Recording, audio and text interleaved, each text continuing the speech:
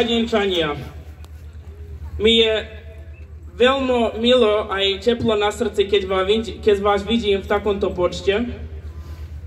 A chcel by som teraz len prečítať jeden otvorený list, ktorý sme napísali riaditeľky Domu kultúry a správnej rade, a ktorý po 15-minútovom tichu pôjdeme zalepiť na dvere Domu kultúry.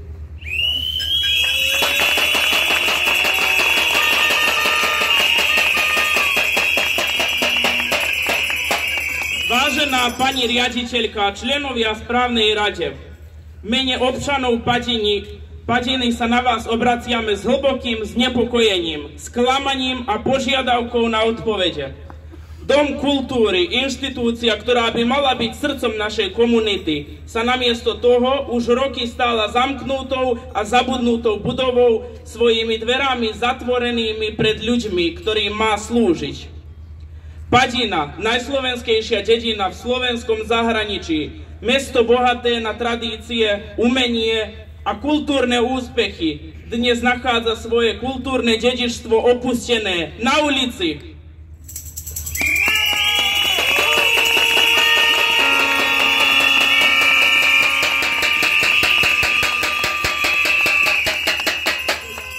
Dom kultúry by malo byť miestom, ktorý nikdy skutočne nezatvára, ale neúnavne pracuje na podpore a rozvoji slovenskej kultúry v Padine. Namiesto toho nemá vôbec žiadne otváracie hodiny, pretože je zamknuté 24 hodín denne, 7 dní v týždni. Občania Padiny sa už príliš dlho zbavení prístupu k inštitúcii, ktorá bola vytvorená práve pre nich. Kultúrne spolky, folklórne súbory, hudobníci, nadšeníci amatérského divadla a umelci sú nútení hľadať alternatívne, nevyhovujúce priestory na skúšky a vystúpenia, kde majú naše deti tancovať a spievať, kde majú naši hudobníci cvičiť, kde majú naši herci hrať. Na ulici?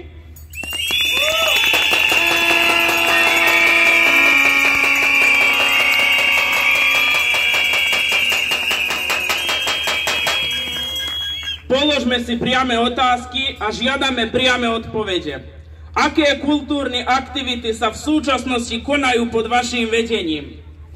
Prečo sa kultúrne podujatia konajú v priestoroch, ktoré sotva pojmú 100 ľudí, keď 5000 občanov má právo na kultúru? Majú pozerať informera Pink?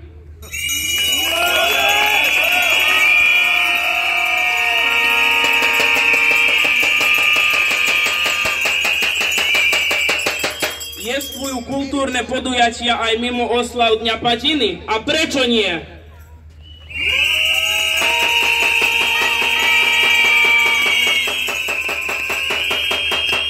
Je pravda, že ste cenzurovali a nakoniec zablokovali určité predstavenia v priestoroch Domu kultúry. Poznáte vôbec mladých hudobníkov Padiny? Urobili by ste niečo pre ich podporu? Viete, kde sa nachádza hudobná technika Domu kultúry? Je pravda, že jeden hudobný nástroj slúži ako garderober?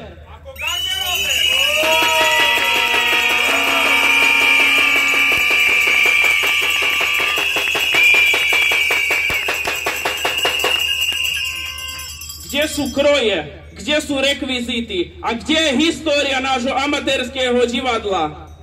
Kde sú...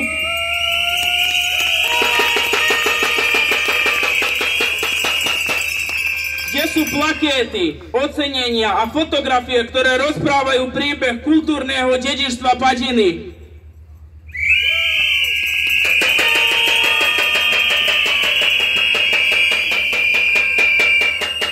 Je pravda, že tieto historické predmety skončili v kontajneri?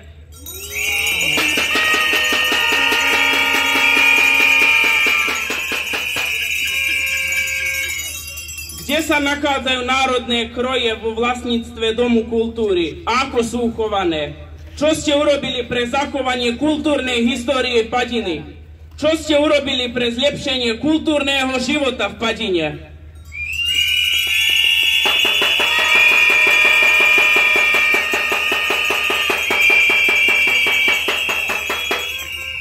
Medzi tým boli sme svedkami obrovských finančných výdavkov na renováciu. Koľko sa doteraz minulo? Čo sa urobilo?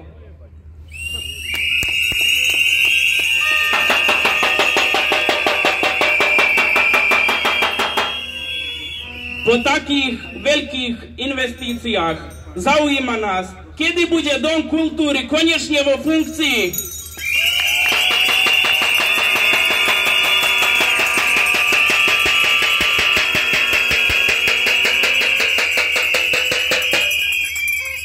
Prečo ani po toľkých rokov renovácie a toľko vynaložených peňazí nie je dostupná aspoň jedna jeho časť, kde by sa mohli zaoberať kultúrou, alebo sa kultúrne podujatia aj ďalej konajú mimo Domu kultúry?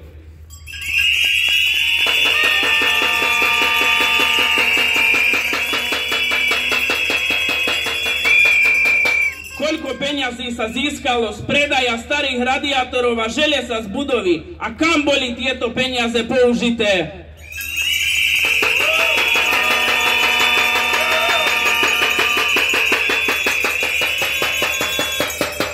Je pravda, že stoličky pre sálu boli prenajaté len na to, aby sa vyfotili a ospravedlnili financie z projektu?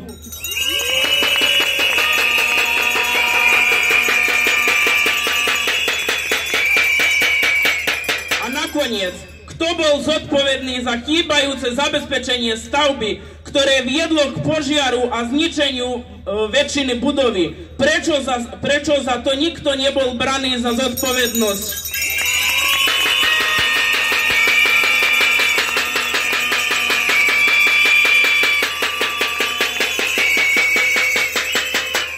Všetkých nás zaujíma, kedy konečne vyvesíte otváracie hodiny a skutočne budete prítomní na svojom pracovisku.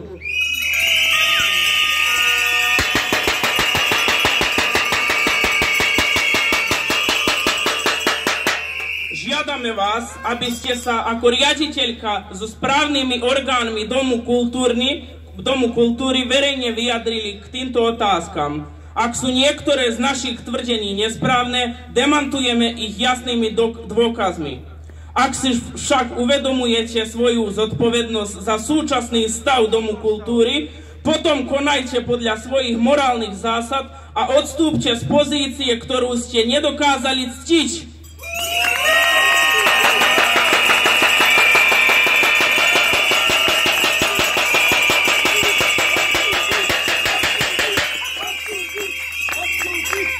Kultúrny život Padiny si nemôže dovoliť ďalšiu zanedbanosť.